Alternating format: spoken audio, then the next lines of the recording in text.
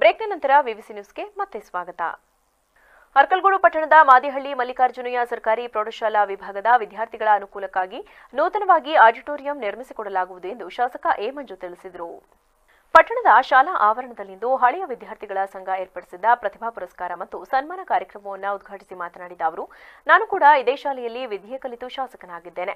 ಇಂದು ಈ ಶಾಲೆಯಲ್ಲಿ ಕಲಿತ ಸಾವಿರಾರು ಮಂದಿ ಉನ್ನತ ಹುದ್ದೆಯಲ್ಲಿದ್ದು ನಿವೃತ್ತಿ ಹಾಗೂ ಸೇವೆಯಲ್ಲಿ ಮುಂದುವರೆದಿದ್ದಾರೆ.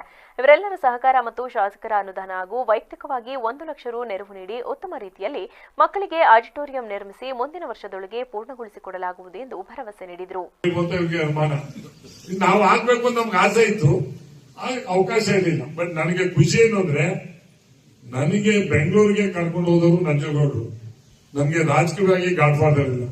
ನನ್ನ ರಾಜಕೀಯವಾಗಿ ನನ್ನನ್ನ ನಿಜವಾಗಿ ಗಾಡ್ ಮಾಡಿದವರು ಯಾರು ಅಂದ್ರೆ ನನ್ನ ಈ ಕ್ಷೇತ್ರದ ಮತದಾರರು ಅಂತಕ್ಕಂಥದ್ದು ನನ್ನ ಪುಣ್ಯ ಅಂತಕ್ಕಂಥದ್ದು.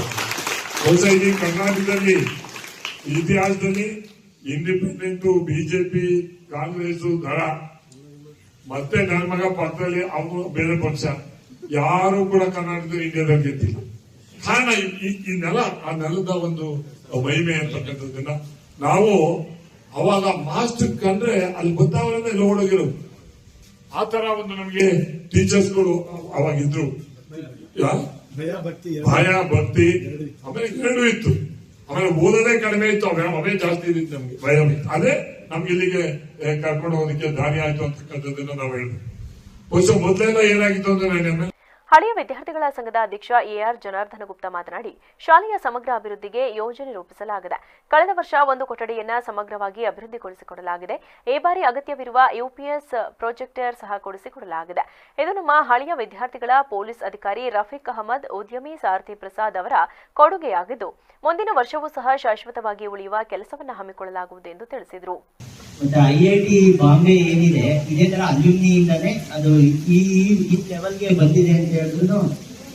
ಇನ್ನೂ ಹೈಯರ್ ಲೆವೆಲ್ ಅಲ್ಲಾಗಲಿ ಪ್ರತಿಯೊಂದು ಎಜುಕೇಶನ್ ಸಿಸ್ಟಮ್ಸ್ ಈ ತರ ಅಲ್ಯೂಮಿನಿಯಿಂದ ಮುನ್ನಡೆಸಕ್ಕೆ ಸಾಧ್ಯವಾಗುತ್ತೆ ಅಂತ ಹೇಳಕ್ ಇಚ್ಛೆ ಪಡ್ತೀವಿ. ಮತ್ತೆ ಇವತ್ತಿನ ಲೆವೆಲ್ ಆಫ್ ಎಜುಕೇಶನ್ಸ್ ಹೆಂಗಿದೆ ಅಂದ್ರೆ, ಸಿಟೀಸ್ ಅಲ್ಲಾಗ್ಲಿ ಇದರಲ್ಲಾಗ್ಲಿ ಗೌರ್ಮೆಂಟ್ ಸ್ಕೂಲ್ಗೆ ಏನು ಸ್ಟ್ರೆಂತ್ ಕಡಿಮೆ ಆಗ್ತಾ ಇದೆ ಅಂದ್ರೆ, ಎಕ್ಸ್ಪೋಜರ್ ಎಕ್ಸ್ಪೆಕ್ಟ್ ಮಾಡ್ತಾರೆ. ಪೇರೆಂಟ್ಸ್ ಆಗಲಿ ಮಕ್ಕಳಾಗ್ಲಿ, ನನ್ನ ಮಕ್ಕಳು ಚೆನ್ನಾಗಿ ಓದ್ಬೇಕು, ಮಾಡಬೇಕು, ಇನ್ನೂ ಎಕ್ಸ್ಪೋಜರ್ ಇರಬೇಕು, ಆ ತರ ಒಂದು ಪ್ಲಾಟ್ಫಾರ್ಮ್ ನ ಇಷ್ಟಪಡ್ತಾರೆ. ಉದಾಹರಣೆಗೆ ಹೇಳೋದಂದ್ರೆ, ಇವಾಗ ಒಂದು ವಿಲಿಯಮ್ಸ್ ವರ್ಡ್ಸ್ವರ್ತ್ ಒಂದು ಪದ್ಯ ನಮ್ಗೆ 3ನೇ ಕ್ಲಾಸಲ್ಲಿ ಏನಿತ್ತು ಅಂತ ಹೇಳಿದ್ರೆ, ನಮ್ಗೆ ಯಾವ ಪದ್ಯ ಎಷ್ಟನೇ ಚಾಪ್ಟರ್ ಇತ್ತು, ಯಾವ್ದಿತ್ತು, ಯಾವ ಚಾಪ್ಟರ್ಸ್ ಜ್ಞಾಪಕ ಇರಲ್ಲ, ಯಾವ ಕ್ಲಾಸಲ್ಲಿ ಯಾವ ಪದ್ಯ ಇತ್ತು ಅನ್ನೋದು ಜ್ಞಾಪಕ ಇರಲ್ಲ. ನಾನ್ ನೋಡ್ದಂಗೆ ಇವಾಗ ವಿಲಿಯಮ್ಸ್ ವರ್ಡ್ಸ್ವರ್ತ್ ಒಂದು ಪದ್ಯ ಬರ್ಕೊಂಬನ್ನಿ ಅಂತ ಹೇಳಿದ್ರೆ, ಪರ್ಟಿಕ್ಯುಲರ್ ಆ ಪದ್ಯ ಮಾತ್ರ ಬರ್ಕೊಂಡ್ ಬರಲ್ಲ.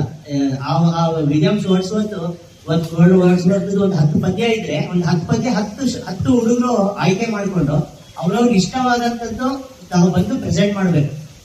ಆ ತರ ಒಂದು ಸಿಚುಯೇಷನ್ ಇವಾಗ ಇದೆ. ಇವತ್ತು ಕಾರ್ಯಕ್ರಮದಲ್ಲಿ ಹಳೆಯ ವಿದ್ಯಾರ್ಥಿಗಳ ಸಂಘದ ಪದಾಧಿಕಾರಿಗಳಾದ ರಾಮನಾಥ್, ಶಶಿಕುಮಾರ್, ಶಂಕರಯ್ಯ, ವರದರಾಜು, ಡಾಕ್ಟರ್ ಲೀಲಾವತಿ, ಅಶೋಕ ಚಕ್ರವರ್ತಿ ಸೇರಿದಂತೆ ಇತರರು ಉಪಸ್ಥಿತರಿದ್ದರು.